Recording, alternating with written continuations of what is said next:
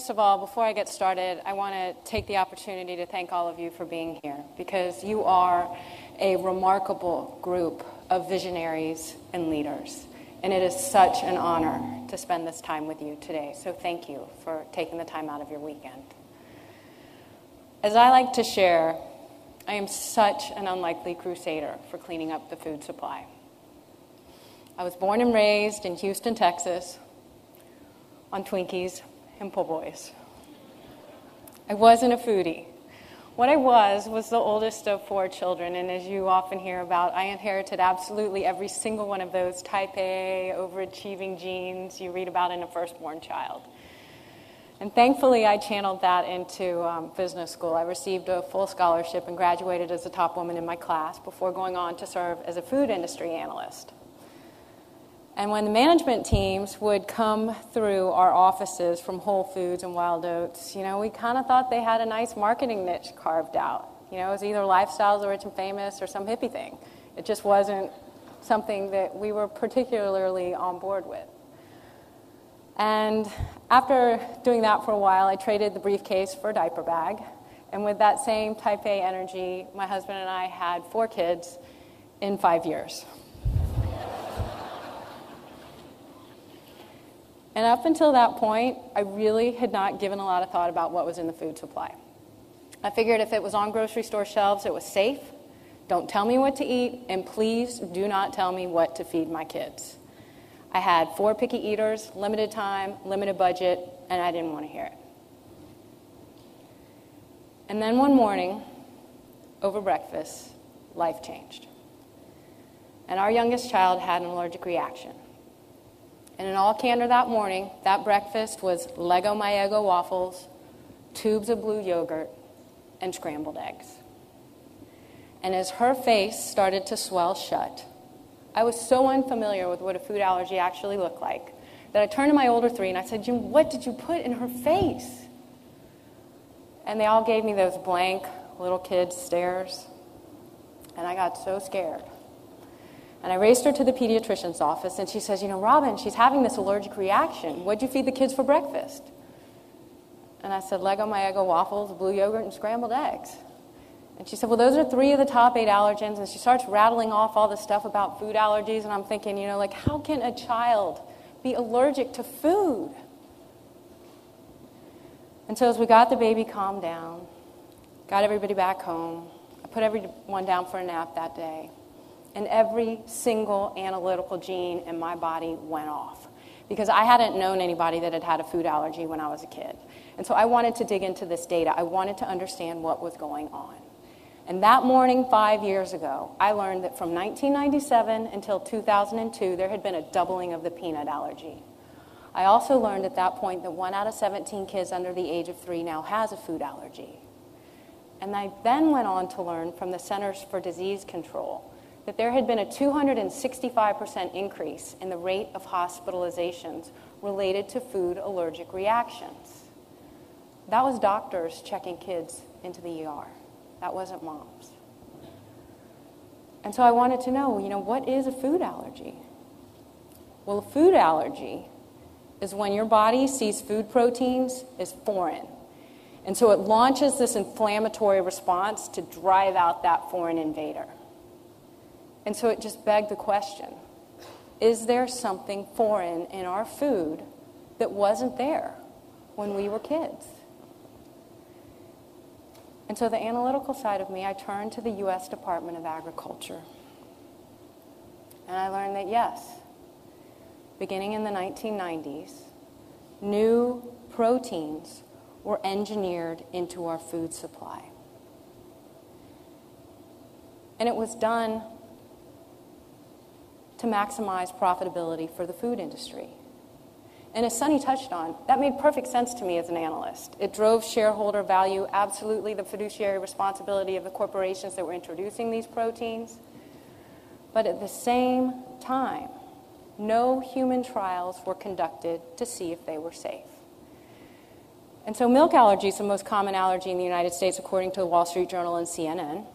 And so I wanted to know, is there something in the milk that wasn't there when we were kids?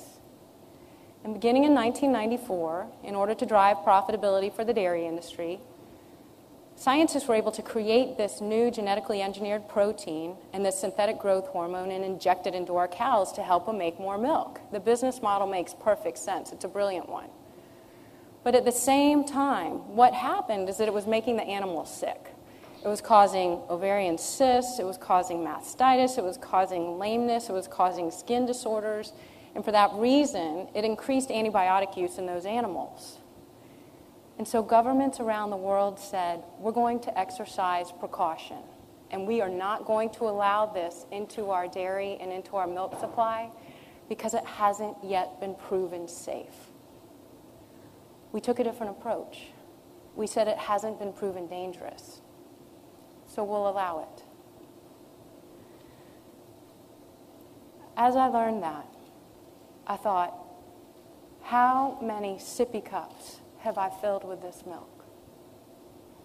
And how many bowls of cereal have I poured it on for my husband, not knowing that Canada, the UK, Australia, Japan, New Zealand, and all 27 countries in Europe didn't allow it when it was introduced in the US in 1994.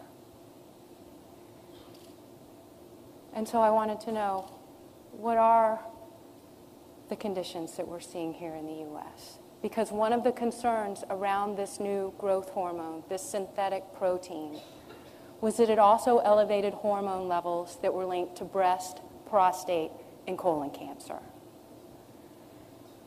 And so I turned to remarkable organizations like Livestrong and the American Cancer Society because I wanted to know what the rates of cancer were in the US versus the rest of the world.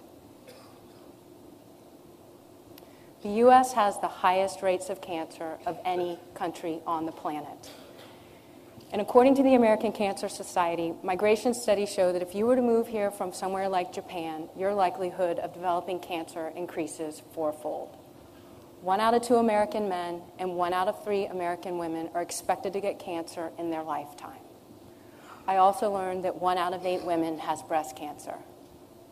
But then what I learned is that only 1 in 10 of those breast cancers are genetic, which means 9 out of 10 of them are environmentally triggered.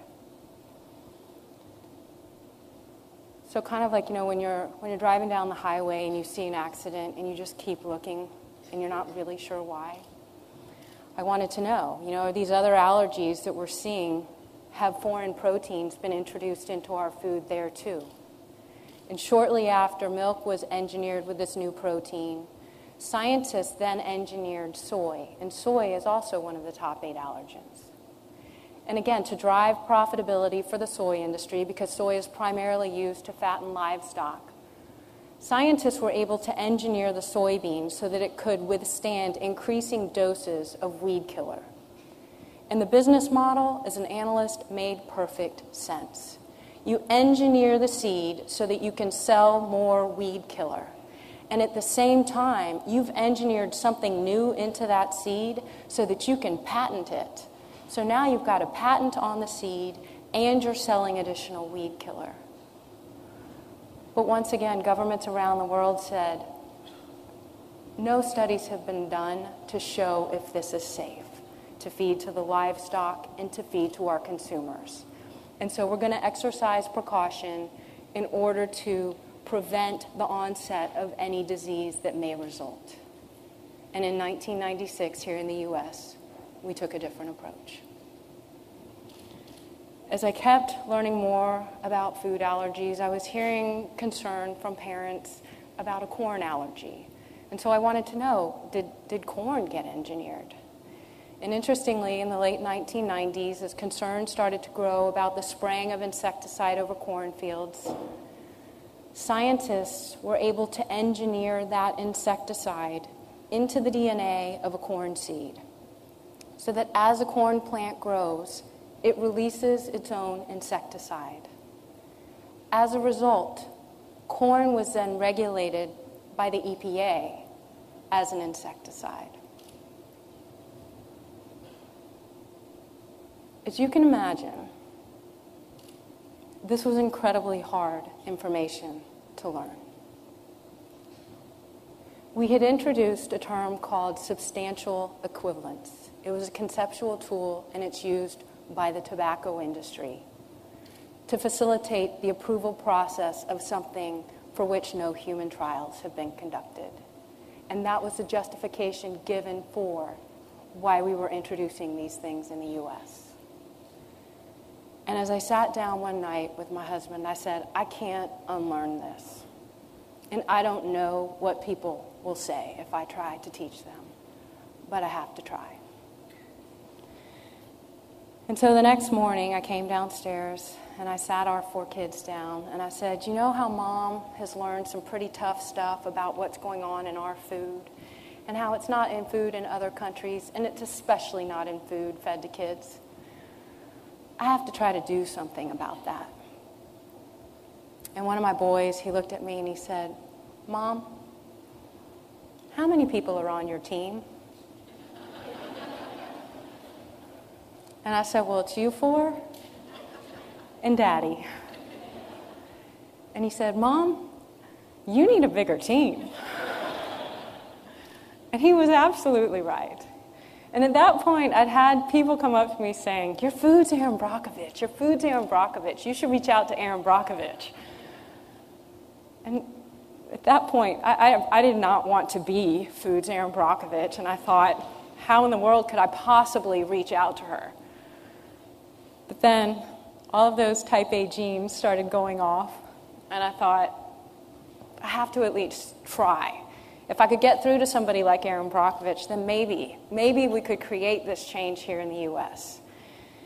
And so channeling all of that energy, I honestly spent about 2 weeks crafting a 4-sentence email to Aaron Brockovich. And I fired it off. And I don't know if I ever really expected her to reply. But when she did, to have someone like that cheering you on suddenly makes you think that maybe one person can make a difference. So as I began to really dig into this and look at the fact that we were using all of these new ingredients in the U.S. food supply that we weren't using in other countries, I got to admit, it drove me absolutely nuts how expensive organic food was. And so I looked into the business model. And what I learned is that as a national family, sitting down to our national dinner table with our national budget, our taxpayer resources are being used to grow these crops, to subsidize the growth of these crops with all these chemicals. And then over here, the crops that are grown through the organic process, which means without the use of synthetic chemicals, those guys are charged fees to prove that their stuff is grown without it. Then they're charged fees to then label those things as grown without it. And then on top of that, they don't get the insurance and marketing program assistance that these guys over here do. So not only is their cost structure higher over here, but then on top of that, what I learned is that it wasn't just those farmers that it was impacting. The farmers who are 4th and 5th generation farmers who have been feeding our country for generations. Because those seeds are patented, they now have a cost structure that's new too, because they have to pay royalty fees, licensing fees, and trait fees to even begin to plant those seeds on their farm. And so when I thought about this, I thought, how are our American corporations exporting their products if these other countries don't allow these ingredients?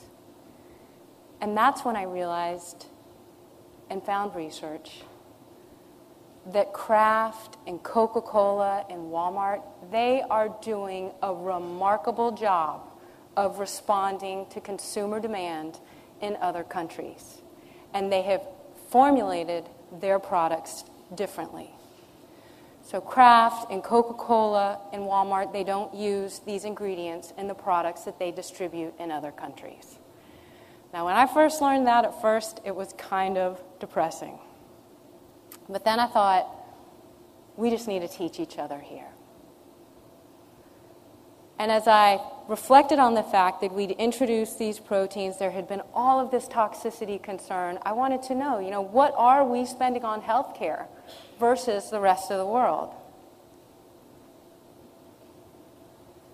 The U.S. spends more on healthcare than any country in the planet. 16% of our GDP goes towards managing disease. What that means is that a company like Starbucks spends more on healthcare costs than they do on coffee.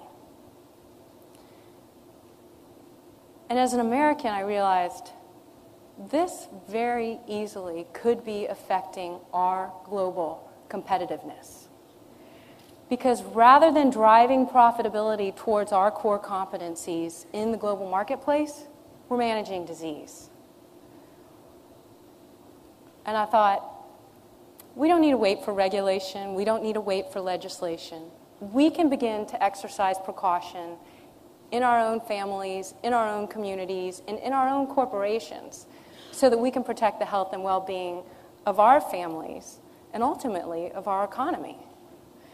And as I was coming through all of this knowledge and having dismissed all of it, it was pretty paralyzing. But then I realized you can't make the perfect the enemy of the good. And it's really all about progress, not perfection. And while none of us can do everything, all of us can do one thing. And just as you don't potty train a kid overnight, and you don't wean them from a sippy cup overnight, this is a process that it doesn't happen overnight. But that as each and every single one of us does one thing, we have the ability to affect remarkable change. Because each and every single one of you has talents and attributes that you are uniquely good at. And when you leverage that with something that you are passionate about, you can affect remarkable change in the health of your family, in the health of your companies, and in the health of our country. And the bottom line is that there is nothing more patriotic that we could be doing. Thank you.